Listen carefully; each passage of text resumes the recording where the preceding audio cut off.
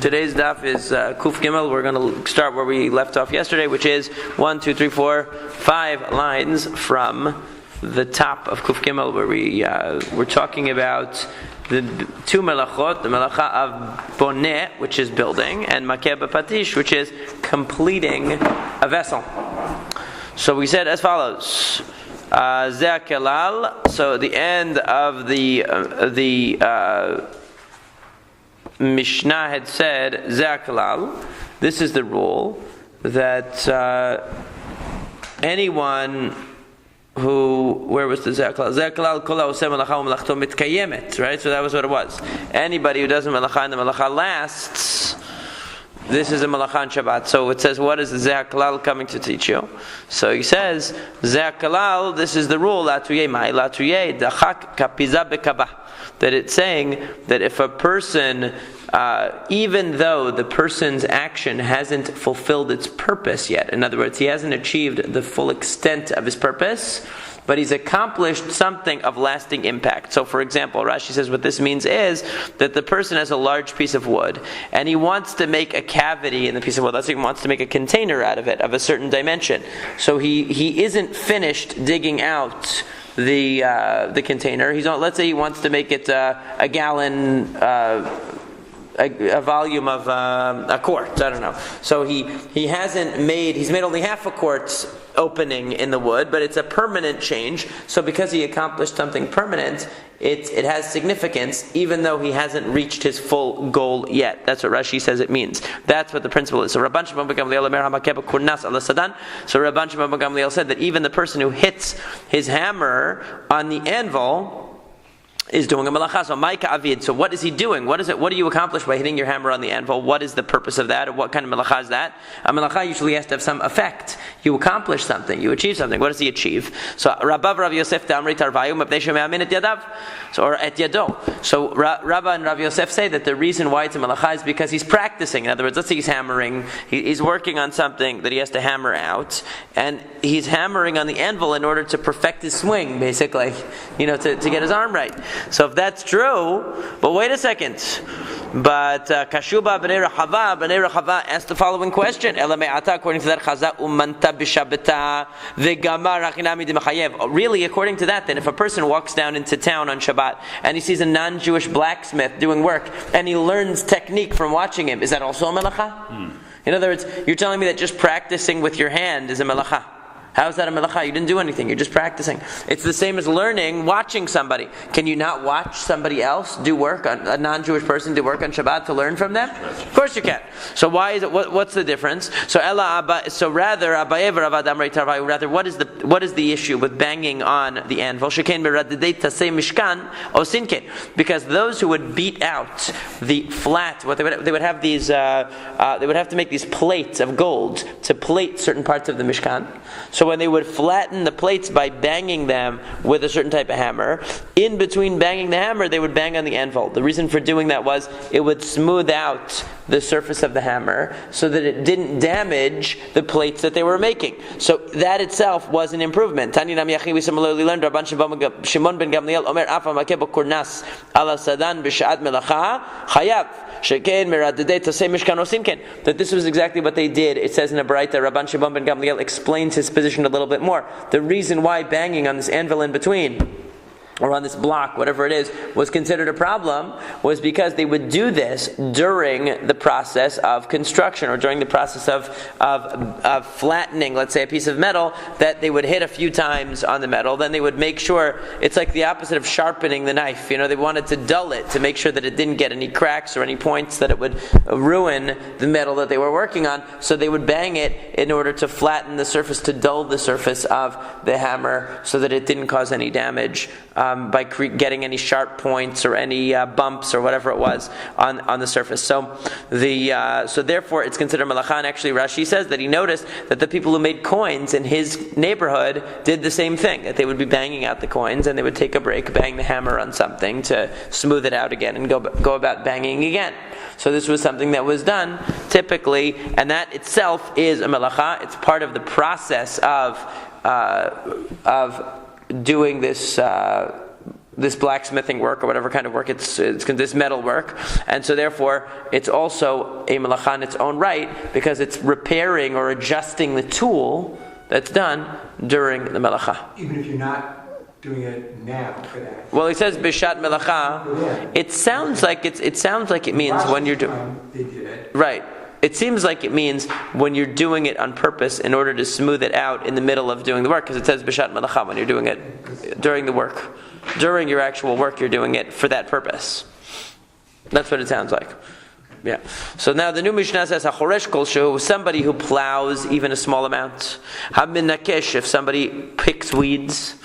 V'hamekarsem v'hamizared, somebody who removes, who cuts away dried out branches, or who cuts away, if there are a multitude of small, soft branches, but they actually weaken the tree. Let's say there are a little sort of like shoots that sprout up around the tree, and they're soft, and they could grow into plants in their own right, but they're actually taking away from the nutrients in the soil that you want to go to your tree or whatever it is. So then if you pull these out, kolshu, even a little bit, chayav, that's also considered to be a melacha. So what is the melacha in that case? So obviously there's a difference between the melacha of choresh, which is to dig into the ground to plow, and these are actions like weeding, for instance, or pruning away dried out branches, or removing even these soft branches that grow around the tree. All of this is in order to promote the growth of the tree. So it's actually part of not the melacha of plowing, but it's part of the melacha of zoreah, because you are contributing to the growth of the tree. That's the problem. Okay? So the Mishnah goes on and says, Hamilaket etzim, somebody who gathers branches. So there are different cases. Im letaken, if the reason why you gathered branches, in other words, you cut these branches off in order to improve the growth of the tree. Like sometimes you'll cut away the dead branches in order to help the tree to grow better. So then, kol shehen, even the smallest amount is an improvement. You accomplished something. Im lehesek, if the reason why you're cutting the branches off the trees, kedei levashel betzakala, the reason why was for firewood, then you need to cut enough that you're going to be able to cook an egg, like we said before, to cook a small amount of egg. Hamilaket asavim, somebody who picks grass or gathers grass. Im letaken kosho, if the reason why you picked up the grass was in order to improve the growth of other plants in your field, so even the smallest removal of grass is going to be considered significant. Im lebema, if the reason for removing it was to feed an animal, kimlo piyagidi, then it has to be enough that a kid, not a human kid, that a small goat is going to be able to fill his mouth with it. In other words, it has to be a significant amount of grass that is able to feed at least one mouthful to your goat that's going to eat it. So the point here is that that the nature of the melacha, even here, just like we saw with carrying, where it had to be an amount which was significant, so to here, in these melachot, you have to do the melacha to a level, to an extent, to a quantitative measure that is considered significant. And depending on your purpose and your intent, the quantity that will be relevant is going to differ. So if what you're doing is collecting, you're removing branches from a tree to make it grow, that's a different activity than removing branches from a tree in order to use them for firewood and so on. The Gemara says, "Lemai chazi," what is the purpose? Why would plowing even a tiny amount in the ground be significant? Why don't you have to plow enough to, plow a furrow or something of greater significance? Why is it only one little bit? So the answer is chazi lebizra, because you can put a pumpkin, lebizra dekara, you can put a gourd seed or a pumpkin seed in a tiny little spot. So you make a tiny little hole, a tiny little plowing, and you put one seed. That's significant. Because even in the Mishkan we see because what did they plant for the purposes of Masekhet HaMishkan? How do we know that planting is a melacha? Where does it come from, the Mishkan? Because in the Mishkan they would plant different kinds of plants in order to derive dye from them for coloring the parts of the Mishkan. So even one seed of a plant is significant. So plowing a little area and putting in one seed, that's enough plowing to be considered a significant act. So these are three different removals of foliage. One is removing weeds, removing the dried out branches, and removing the soft branches. So Tanu Rabbanan, the rabbi taught hatolesh olashin v'amizared zeradim, a person who removes endives or who removes branches imlachi laki grogeret, if he's taking the ones that are soft and therefore are capable of being eaten, then we look at it as food and we say, did he remove a fig's worth? Imla behema, if it's a little bit drier and it's now animal feed, so then we say kimlo piagidi, it has to be enough that it's going to fill the mouth of the small goat. Im lehesek, if the reason why he brought it was lehesek, in order to light a fire, kadei levashel beitzah kala. In other words, it's so dried out that the only function is firewood, so then it has to be enough to put it under his pot when he's going to cook an egg. And im liyapoteta karka, if the only reason for removing these branches was to improve the ground, not to use what he took, but to improve the ground, kol shehen, even a tiny amount would be significant. So what we see is, again, based upon what kind of item you're removing, we infer what your purpose is, and therefore what your purpose is going to determine the measurement of significance, depending on what it is. So now the Gemara asks, wait a second, atu kulhu lo liyapoteta karka. Aren't all of these actions inevitably going to improve the ground? Who cares if your reason was you wanted it to eat, or your reason was you wanted it for animal food, or the reason was you wanted it for firewood? The fact is that if the measurement is even a tiny amount is significant, if it's improving the ground, aren't all of these improving the ground automatically? So we say, Rabba Rav Yosef, the Amrei Tarvayu, Rabba and Rav Yosef said together, but Agam Shanu, we're talking about in a swamp. In a swamp, it's not going to make an impact. You remove a branch from a swamp, it's not going to make the ground any more, any better, any more productive than it was before, because it doesn't need anything. It doesn't need that. However, the Gemara says, Abaye says, even in a field, not a swamp, but the point is that you did not intend for it. In other words, you're in a field, you picked up these branches or you detached this foliage for a different purpose, not to improve the ground. So you're not responsible for the fact that it improves the ground if that wasn't your intention. But the Gemara asks, wait a second, but didn't we say many times in this Masekhet already, that even though davar she'eino mitkaven, something that you don't intend, you're not responsible for, if the result was inevitable, you are responsible. And here we're saying that by detaching this item, it's inevitable, it's going to improve the ground. So how can you say that you don't care about it and that's somehow going to diminish it? It's talking about where you went into your friend's yard. You don't care about your friend's field. You just wanted to take his wood. You went into your friend's field, you took his wood, or you took his branches, you wanted to feed your animal. Did you want the ground to be improved? No. So there's a long Tosafot here on the side. Of course, the question still is, but yeah, didn't you have that effect? Didn't you improve the ground? You had an impact, right? You pulled out the grass, the weeds, whatever it was. Fine, you wanted to feed your cow or you wanted to feed your goat, but the fact is that you improved the ground of your friend. So there's a long Tosafot here on the side, which deals with a very fascinating halachic issue. It's actually a very significant and but from the get-go, it doesn't make sense because we're talking about Chayav, like Chayav has to be b'shogeg anyway. So right. He did something b'shogeg. In other words, he didn't. Yeah, but it doesn't matter. Intending or not. Yeah, so let's say he forgot it was Shabbat. Right. So but he forgot it was Shabbat, but he wanted to take this branch to light his fire. Because if he did it b'medid, he knew because the difference between b'shogeg. No, because let's say he went in and he didn't realize you can't detach branches on Shabbat.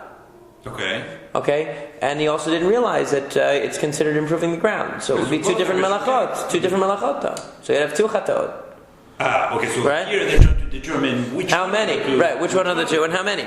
Right. So he didn't know that detaching a branch was prohibited, and he also didn't know that that's considered improving the ground. So if that's the case, so the Gemara says that if you did it in your friend's field where you don't care about improving the ground, you just care about the result of having the branches, then you're not liable, even though it was inevitable that you improve the ground. So this long Tosafot on the side deals with this idea of pasek reshe de la nichale, it's called in Aramaic, which means an inevitable action that doesn't benefit you. And there are actually two different variations on it. One is an inevitable action that you don't want. You don't want the inevitable result. One is an inevitable action where you're indifferent. It just doesn't benefit you. And then there's a whole question in this Tosafot, in a case of a biblical prohibition, would this leniency apply, or is it only in a rabbinical prohibition? So how's the difference? In other words, a melacha that's not... Melacha she'ena tzricha l'gufa has to do with your purpose in doing the melacha. How's it different from that? Like if you have a negative purpose instead of a positive purpose, remember? Like you want to move something out of your house. You don't want to move it to use it in the outside. Right, so one is that you are... You extinguish a fire because you don't want the fire, not because you want charcoal. Okay, so Nosferatu is you're completely aware that what you're doing, but you don't want the result of what's happening. You don't want the constructive result. You want to get rid of something, let's say. So the difference between that and this is that it's a side. It's a side result, but it's inevitable. But it's inevitable, and either it doesn't benefit you, or it actually is something negative. You would rather it not happen. So Tosafot goes through this whole idea from Sefer Ha'aruch, who holds that actually a Pasek Reshe de la Nichale is allowed. In a case where a Pasek Reshe, where an inevitable consequence is going to benefit you, like you're going to, like you open the fridge door, and you know the light is going to go on. But it benefits you, so that's not a good example. Right? That's an example where the inevitable consequence benefits you, because the light going on benefits you. So what about a case where something happens inevitably, but it doesn't benefit you, or disadvantages you? So the Aruch says in that case, you're not liable. You can even do the action. Tosafot says, no, you can't. Why? He says, you can't do it. He says, maybe in a case of a derabanan, where the inevitable result is a rabbinic violation, and you didn't want it, or it's negative, there you might be able to do the action, even though it's going to have an unintended or an undesired consequence. So there's a whole long discussion of this. It comes all the way down to the Shulchan Aruch, this issue of Pasek Reshit de la Nichale. Very, very interesting topic. And there's a fine line between that and Beshogeg, because it's not... Well, no, because you know it's going to happen. It's not Beshogeg. It's not Beshogeg. Right. It's a question of to what extent do we factor it into your intention. Right. In other words, when we normally say a Pasek Reshit v'lo yamut, we say an inevitable consequence of your action. So your primary desire is to open the fridge door. You know inevitably the light's going to go on. Right. Right? So we factor that into your intention as well. Your goal is not the light, though. Your goal isn't the light. That's the whole point. So right. maybe the Aishino you could buy your... Right, but we say that since you know it's inevitable, we factor that into your intention. Right. Yeah. You see? So the question is, well, here, when we know you don't want it, do we still factor it into your intention when it's inevitable? What about asking? Okay. I'm here, Allah. So that's where we're lenient in a case like that. That's true. You're allowed to ask a non-Jew to open the door, even though the light's going to go on, right, because you're just asking him to open the door. And for him, he doesn't have to worry that it's an inevitable consequence of his action that the light's going to go on. That you have to worry about. He doesn't worry. All right. So now we go to the next Mishnah. Hakotev shetei otiot. If a person writes two letters, then bimino ben mismolo, he writes them with his right hand or his left hand. Ben mishem echad ben mishtei shemot. If he writes the same letter twice, or he writes two different letters, so either he writes two aleph, or he writes aleph bet, doesn't matter. Ben mishtei simaniyot. Even if he writes it mishtei simaniyot in two different inks, forms of ink, okay? So black ink and red ink or whatever. And bechol lashon, and in any language, chayab. So he writes in English A and a Hebrew aleph. That would also be a violation of Shabbat, two letters. Amar Rabbi Yossi says, Loch yevo shete otiyot el mishum roshem, shikach kotvin al karshe mishkan, leda ezo ben zugo. Rabbi Yossi says, it doesn't even have to be a letter. Any marking that is an indicator of anything is significant. Why? Because where does Melachet Kotev come from? We have to learn all Melachot from the Mishkan. What Kotev? What writing did they have in the Mishkan?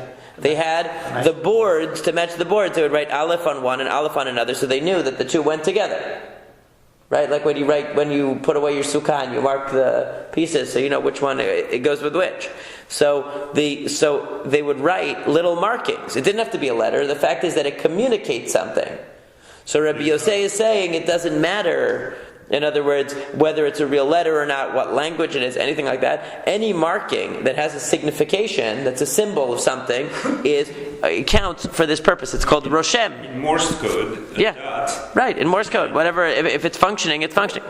So Rabbi Yehuda says, Matzinu Shem Katan Mishem Gadol, Shem Mishimon, Umishmuel, Noach Minachor, Dan mi Daniel, Gad mi Gadiel. Rabbi Yehuda says, we find a small name as part of a big name. For example, let's say you were writing Shimon and you wrote Shem.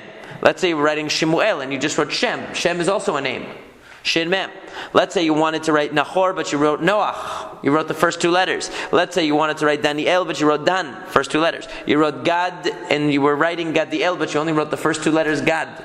Okay, so according to Rabbi Yehuda, it seems, he holds that the two letters that whole two-letter rule is only true if the two letters make a word on their own.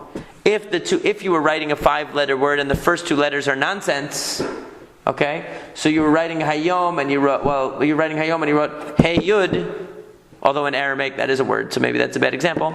But Hi, yeah. No, in Aramaic Hi is a word, but that would also be a word. So you have to find a case where the first two letters themselves don't make a word.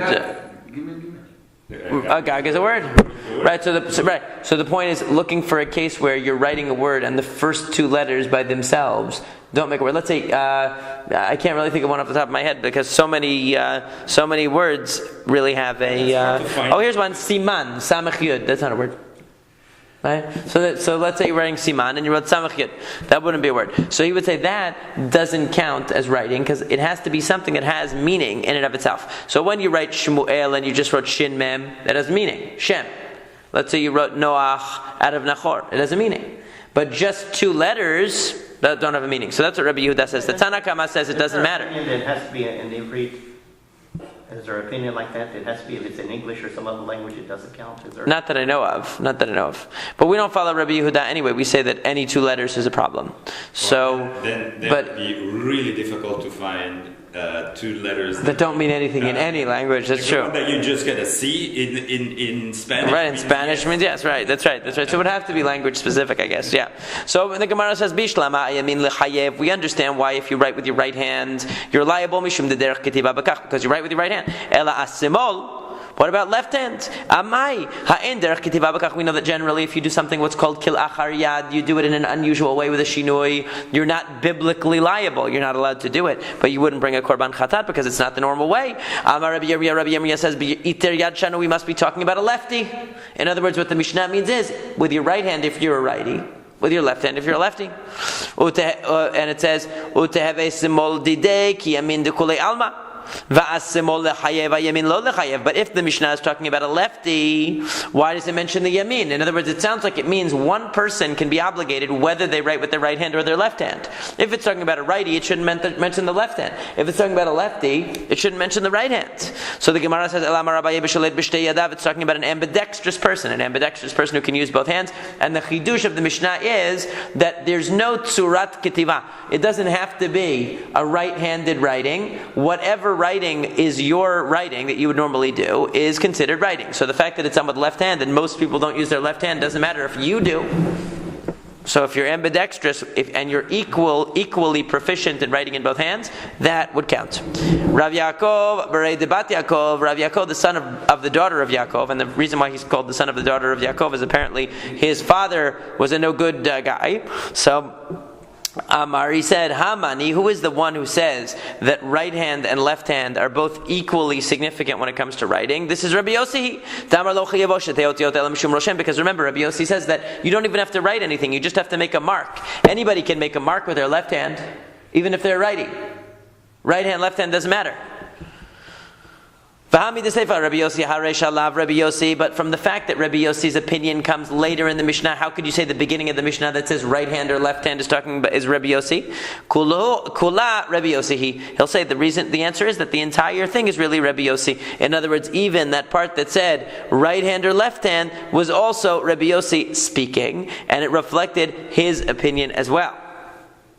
So therefore, that's another resolution of the Mishnah. However, the definitive resolution that we follow is that an ambidextrous person, whether they use their right hand or left hand, is equally chayav for writing. However, a righty who writes with their left hand or a lefty who writes with their right hand, it would be considered a shinui, an unusual way of doing it. And although it's still prohibited, you would not be biblically liable because it wouldn't be the proper way of doing it. Amar Rabbi Yehuda says, Matzina, we find a name that you can break into a smaller piece and still have a name, like writing Nun Chet of Nachor, it makes Noach, and so on.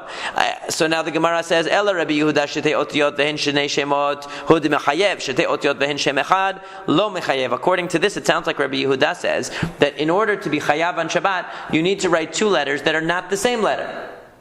So Gag, for example, wouldn't be good. Because what example does he give? Gimel Dalid, he gives Dalid Nun, Shin Mem. He doesn't give two of the same letter.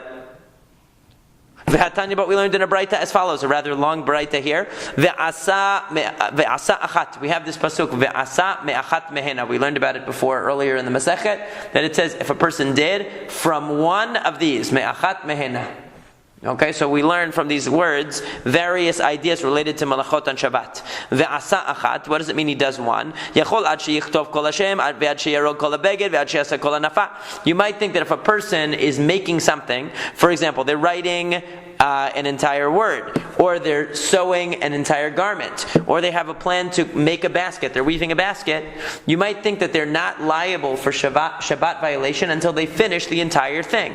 They have to write the entire word, or sew the entire basket, or they have to weave the entire garment. Talmud Lamar, that's why the Torah says me'achat mehena, from one of these, meaning even if you just did a part of it. So if you're going to say just a part of it is enough, so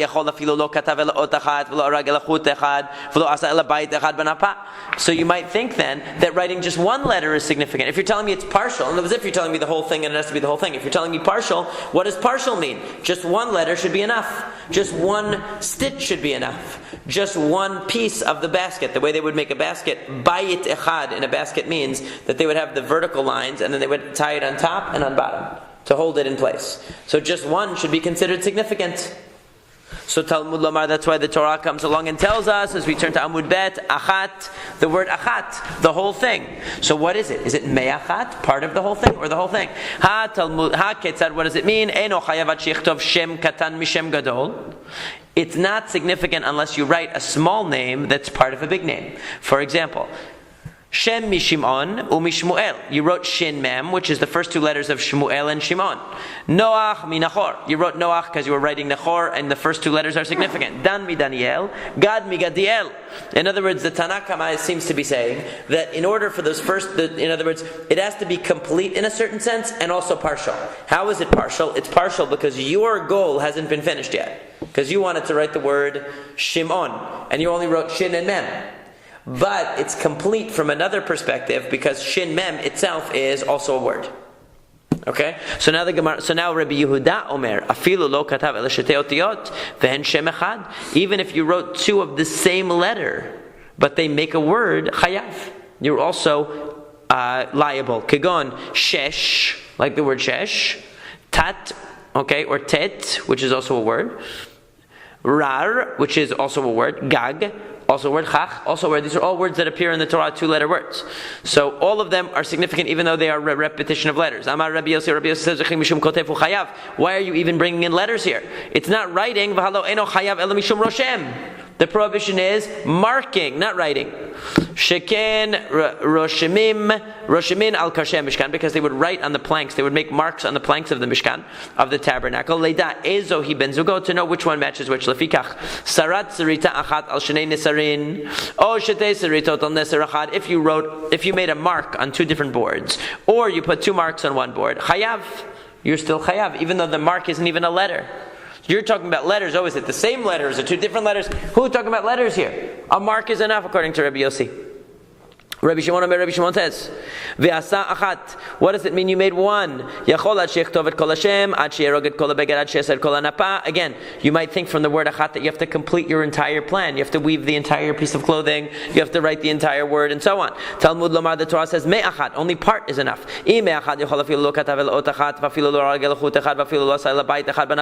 Again, you might think from the word me'achat that even one letter is enough. So it's two extremes. What's the answer? What's what's the middle ground? Talmud lamar achat. So the Torah tells you no, it has to be complete. So haketzad eno chayav ad sheyaseh melacha shekayotze ba mitkayemet. That according to Rabbi Shimon, it's not telling you something about the measurement of how much. What it means is, did you make a significant, lasting effect? So it has to be something that is going to last. That's the main point. It has to be something that's going to last.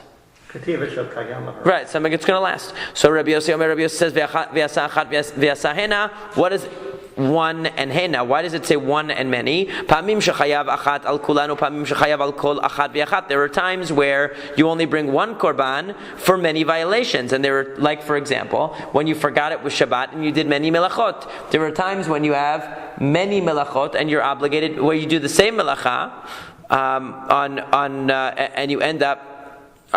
There are times when you do something many times or many different melachot and you're only chayav one. And there are times where you are chayav for each and every one. Each and every one would be where you forgot the individual melachot. Chayav one for many would be where you forgot it was Shabbat. So this is a long baraita here. We're still going with it. Okay, so that's the end of it. Okay, so that's it. So we have all these opinions here. So katane miha, what we learned in here, Rabbi Yehuda Omer afilu lo katav ela shetei otiot ve'en shem echad chayav. In our Mishnah, it sounded like according to Rabbi Yehuda, you had to have two different letters. But in this Braita, it seems pretty clear that according to Rabbi Yehuda, you can have just one letter twice, and it's also significant. Lakash yahad didei had Rabbi. One is his opinion, one is his teacher's opinion. The Tanya, as we learned in a Braita, Rabbi Yehuda Omer, Rabbi Yehuda says Mishub Rabban Gamliel, in the name of Rabban Gamliel, afilu lo katav ela bet otiyot ve'hen shem echad, even if you wrote two letters and they are the same letter, chayav. Kegon shesh tet rar gag chach. Okay, so all of these different words that are two of the same letter repeated. So Rabbi Yehuda himself holds that you have to have two different letters. His teacher said that you have to, in the name of Rabban Gamliel, he said, in the name of his teacher Rabban Gamliel, he said that even if it's the same letter twice, it's also significant. V'Rabbi Shimon hainu tanakama. Rabbi Shimon seems to be saying the same as the Tanakama. So how is that so? Where do you see that? Because what did Rabbi Shimon say?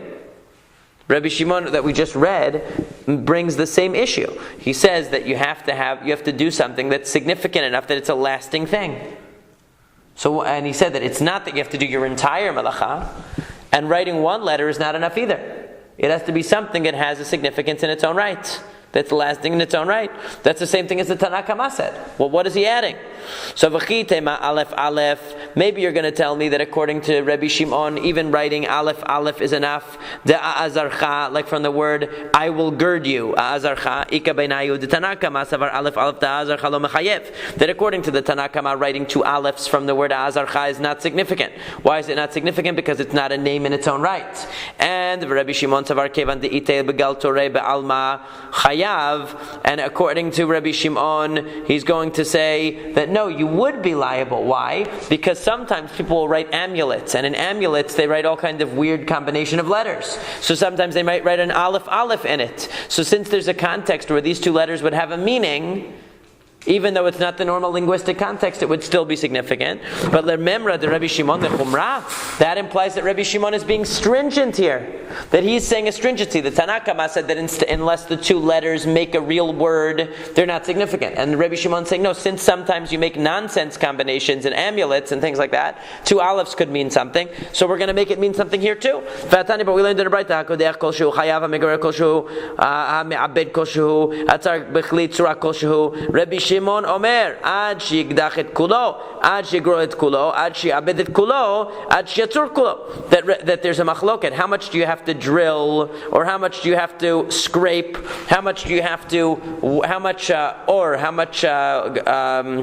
leather or skin do you have to process? How much of a shape do you have to make in a kli, in a vessel, to be significant? The Tanakama said even the tiniest amount, and Rabbi Shimon said no, you have to have a complete amount. You have to drill all the way.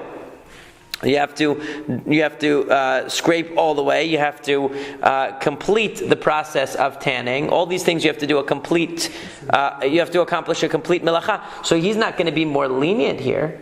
He's not going to be more stringent here. He's going to be more lenient here because he says you need to have a complete melacha. At this point of the discussion, are they then assuming that we can assume that they reject the idea that even if it's just a dot, even if it's not? Yeah, they're not going with that. That was Rabbi Yossi. That's rejected by everyone. Right. Okay. Except Rabbi Yossi.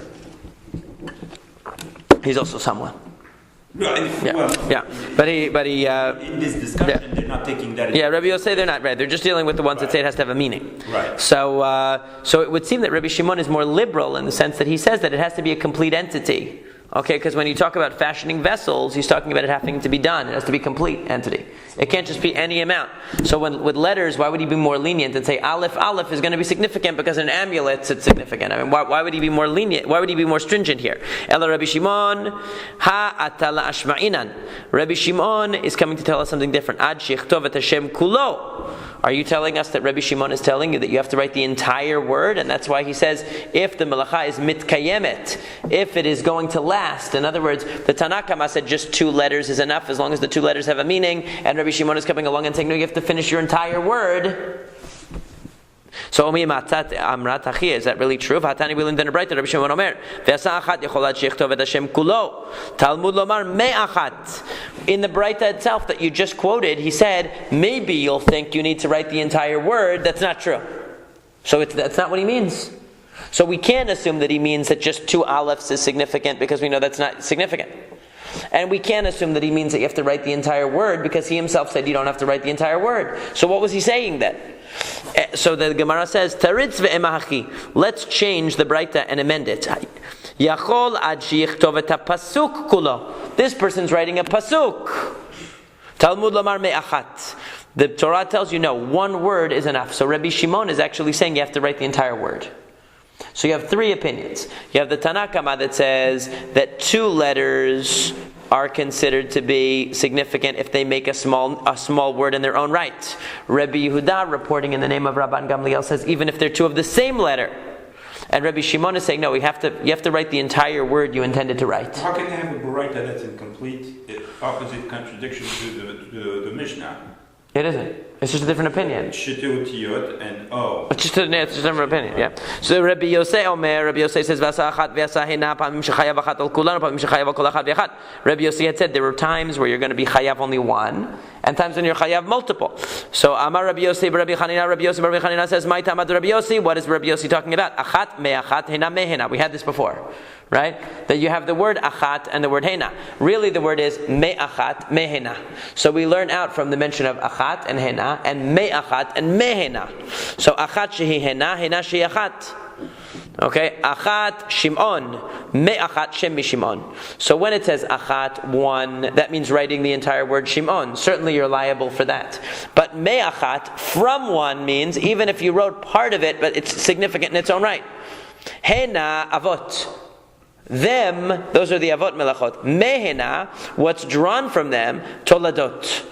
What's derived from the derivative melachot. Achat shehi hena, what does it mean, 1 which is like many? Zidon Shabbat v'shigigat melachot. That's when you did many melachot, but you forgot it was Shabbat, so it's reducible to 1. Hena shehi achat. You have many things which are 1. Shigigat Shabbat, I just reversed it by the way. Shigigat Shabbat was don melachot. So 1 which is he says that achat shehi hena, 1 thing which is many, that's when you knew it was Shabbat, so you violated only 1 Shabbat, but in many ways because you forgot the melachot. So you have to bring for every melacha.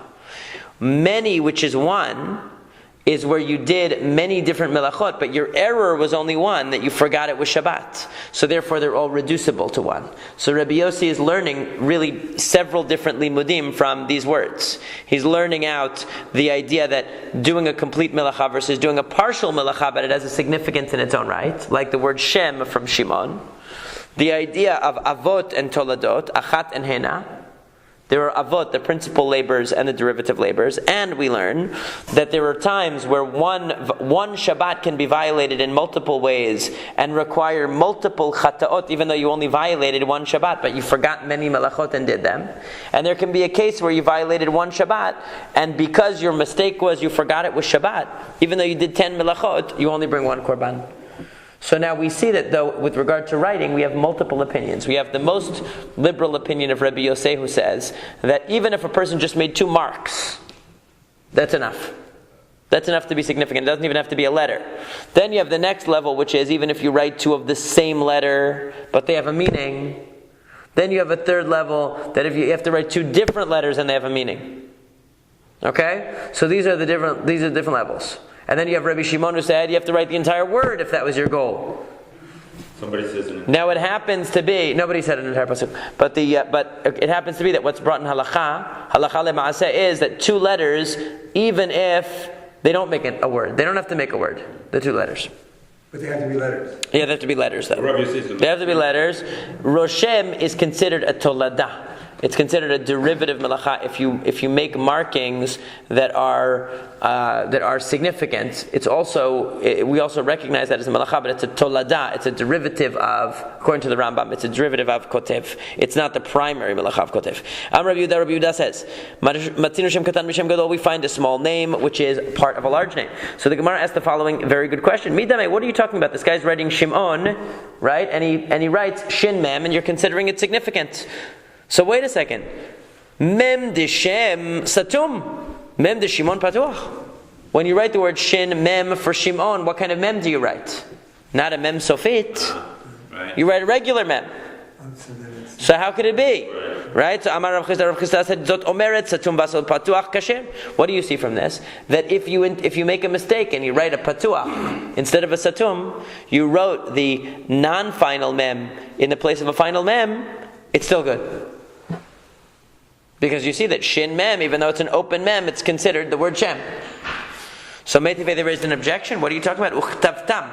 The pasuk says Uchtavtam. We read it in the Shema. Sheteh ketivat tama. Uchtav tam means you should write it tam, perfectly. Meaning it should be accurate. So what does that mean? Shelo yichtov alafin ayin. You can't make an aleph like an ayin. Which would, because sometimes you might misspell, because some people don't distinguish between the pronunciation of aleph and ayin, so they would misspell and put an ayin for an aleph, or vice versa. Yeah. So many ayin. There were even people in the Talmud time Talmudic time that they didn't pronounce it clearly. So they would make a mistake. So, or ayinin alafin, or you would make an ayin for an aleph. Betin kafin. Don't make your bet look like a kaf. We know that they look similar. Right? Kafin betin. Similarly, don't switch them around. Gamin tzadin. Don't make your gimel look like a tzadi. Tzadin gamin. And don't make your tzadi look like a gimel. Dilatin reshin. Don't make your dalet look like a resh. Reshin dilatin. Don't make your resh look like a dalet. Heyin chetin. Chetin heyin. Don't make your chet or your hey look similar, because like if you connect the leg of the hay to the top, to the roof, it's going to look like a chet. Vavin yudin. Yudin vavin. Don't make your yud too long that it looks like a vav, or your vav too short that it looks like a yud. Zainin nunin, nunin zainin. Don't make your zayin or your nun look similar. In other words, if you make the leg of the zayin too long, it'll look like a final nun. If you make the nun, if you make the zayin curve around, it'll also look like a nun. Tetin pefin tetin. Don't make your tet and your pei look similar, because they both have that kind of curled top. If you curl it at the wrong angle, it'll look like a pei instead of a tet. I've seen old ketubot that I have difficulty telling the difference between tet and pei, because they curve around. That's what happens with my eyes. They're both curved. Kifufin pishutin kifufin. Don't make things that are bent, right? They're supposed to be bent straight, and don't make things that are supposed to be straight bent. Memin samachin memin. Don't make your samach and your mem indistinguishable, right? Or don't interchange them. Situmin, pituchin, situmin. Don't make your open letters closed. Don't make it closed open. In other words, you can't have the final mem where it's supposed to be an open mem, and vice versa. Parasha pitucha lo yasena situma, sutam lo yasena pitucha. So that's a very complicated explanation, but basically, parasha situma and parasha pitucha mean there are 2 ways that there are spaces in the Torah. Sometimes it's a totally new paragraph. So sometimes, let's say in today's parasha bo. So the previous parasha ends with an open space to the end of the line, and the new parasha actually ends on a new line. That's called parasha pitucha, because it's open. It opens on a new line. Parasha situma is where the previous line ends in the middle, and there's a space, and on the same line begins a new one. Okay, so that's called parasha situma because it closes the space in. Okay, so you can't mix those around. You have to follow the Masoret. You can't decide, I'm going to make a Parashat Petucha here, I'm going to start on the next line, or I'm going to make it on the same line. It has to be correct. Ketava kashira, if you wrote the Torah in the form of Az Yashir, like a Shira, or Shekatavet Shira Kiyotzeba, or alternatively, you took the Shirat Hayam and you wrote it like regular text. You didn't, or Hazino, you didn't write it in the proper format. Kayotzeba, O Shekatav Shelo B'dio, or you wrote it with something besides ink. O Shekatavet Azkarot Bazahav, or you wrote the name of Hashem in gold, that you thought you were doing a big mitzvah. Harei elo yiganazu. These have to be put away in geniza. In other words, because all the words are there. In the latter ones, all the words are there. Okay, you didn't mix letters around. You didn't put the wrong letters, but all the words are there, just that it's not kasher to be used. So you have to put it in geniza.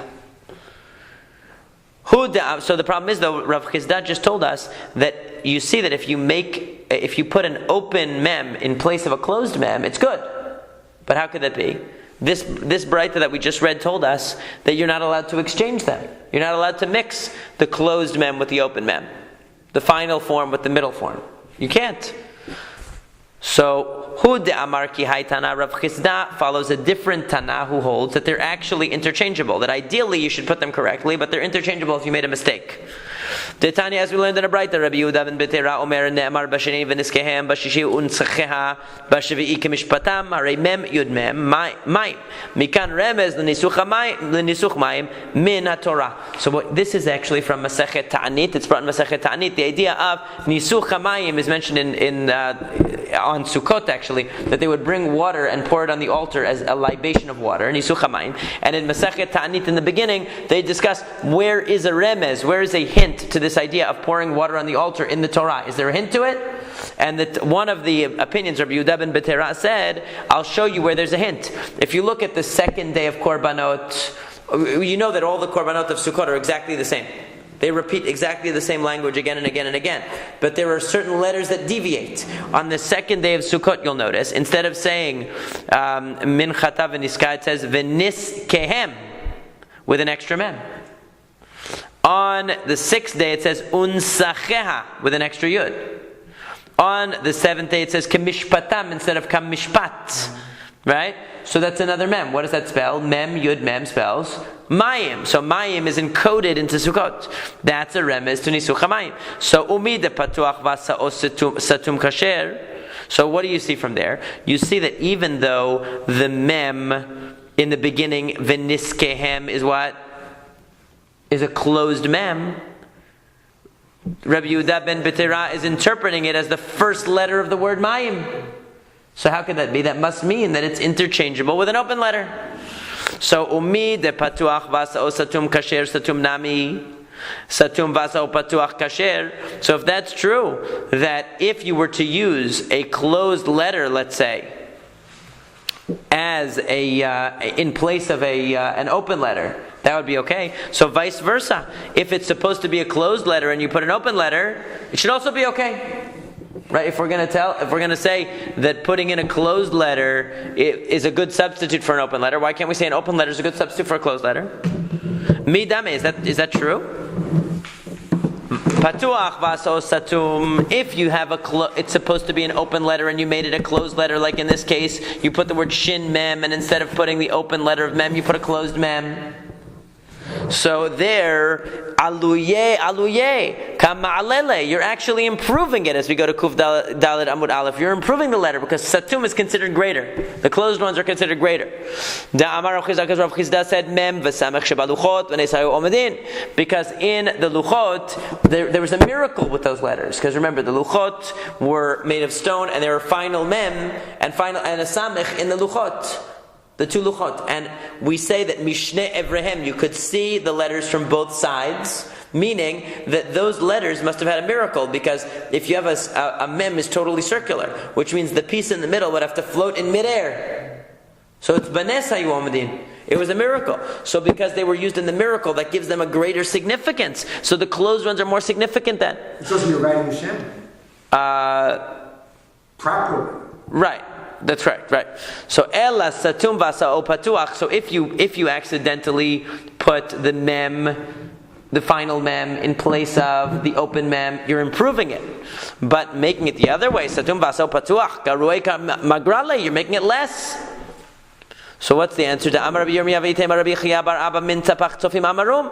Because we say not only was the closed letter significant because it was in the luchot and there was a miracle, but also Rabbi Yirmiyah said, Rabbi Chia bar Abba said, Rabbi Yirmiyah, and some say it was Rabbi Chia bar Abba said, min tzapach mem nun tzadi pei and kaf and kaf. These letters were created by the Nevi'im. And right now we're assuming what that means is that the open forms were created by the Nevi'im because the closed forms we know were in the Luchot. So it must be the open forms. So we see that they're of a lesser stature because they were created later. So the Gemara says, "V'tizbara, is that true?" We learned ele ha-mitzvot. These are the mitzvot. No later Navi can create anything. And if that's the case, right? Ela mehava havai medah. Lo hava yad'in hay be'emtza teva hay besof teva v'atu tofim takninhu. So the Gemara says it's not that the later prophets created these letters because that's impossible. You can't have the later Nevi'im creating the letters. It must be that they always existed.